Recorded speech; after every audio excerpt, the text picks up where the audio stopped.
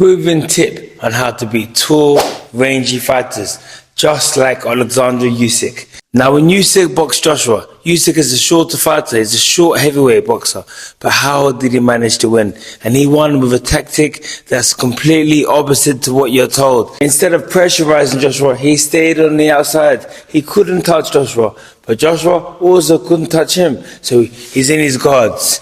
And he's standing outside the distance. Now the first line of defense was still the same. It's footwork. Usyk used footwork. So he stayed outside of Joshua using his footwork. When Joshua tried to proceed forward, he took a step back. He wanted to stay outside the range. And he decided when he closed the gap. He decided when him and Joshua were close enough to punch.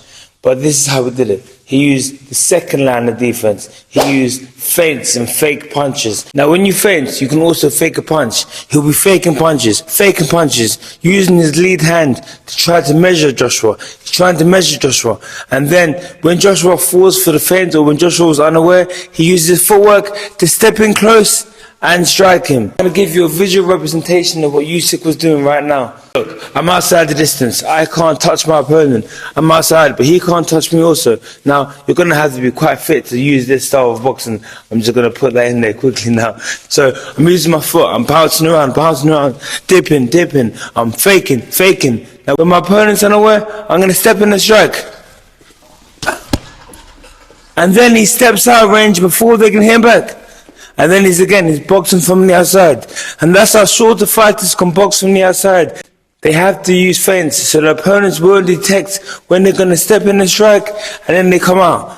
Constantly moving around, constantly changing the height, dipping down, moving around, and then stepping in, striking when the opponent's unaware, and stepping out. You got your footwork, you got feints, and you got fake punches. But as you're doing all of that, you're going to have to be dipping down, changing your level, making sure that your stance is never the same, just standing still, always moving.